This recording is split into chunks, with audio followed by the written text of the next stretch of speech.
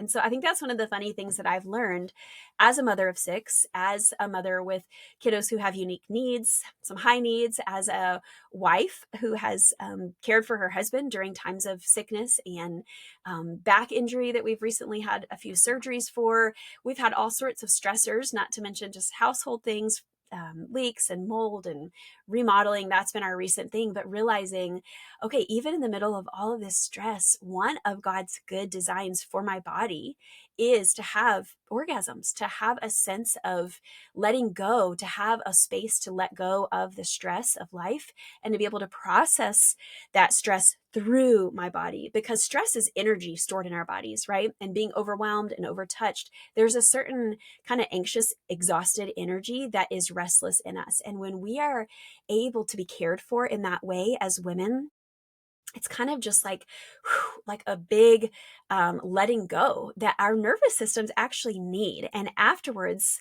I always feel better. I'm like, oh, thank you. I didn't know I needed that. And so that's been a funny thing to kind of become self aware of, is that when I feel outtouched and when I feel stressed out, I don't need another thing on my to-do list. It's not like, oh, okay, now my husband needs sex. It's more like I need to be nourished and cared for.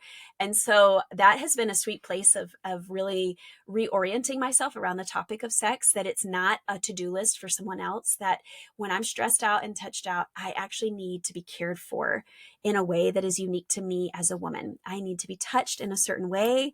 I need to be loved in a certain way. I need to be comforted and nourished, and that is the gift of sexuality for women. When our cortisol is high, it's and our stress level is high, it's very hard to feel a high level of desire.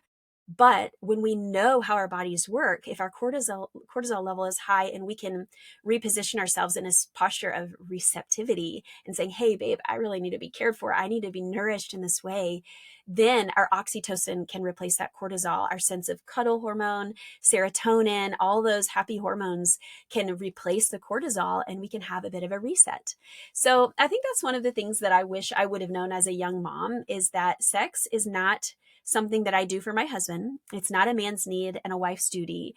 It's actually a place that women in particularly have a great opportunity to have a reset from all the stress that we carry from being caregivers, from being mothers, from being the ones who kind of make it happen, usually on the family side of all the administrative details that can be very stressful. Sex can actually be this place of restoration. I would say that sex in times of stress, sex in times of being out touched, actually can make me feel spiritually, physically, emotionally nourished. And that would be a design feature of intimacy by God's design. Again, it's taking sex out of this performative, oh, I have to achieve something, to a place of receiving nourishment for ourselves.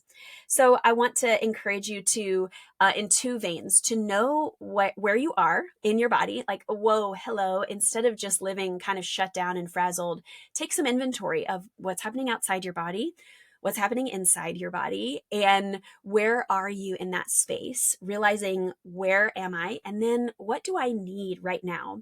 And then being able to ask for it. Hey, I think I need a little bit of a break. I need to be outside for a minute. I need to decompress, and not to neglect the fact that sexual release, orgasm, intimacy can be a part of your reset if it is framed in a place of receptivity and your pleasure, and not as a duty or something you're doing for, the sake of being a good wife and meeting your husband's needs. So in light of that,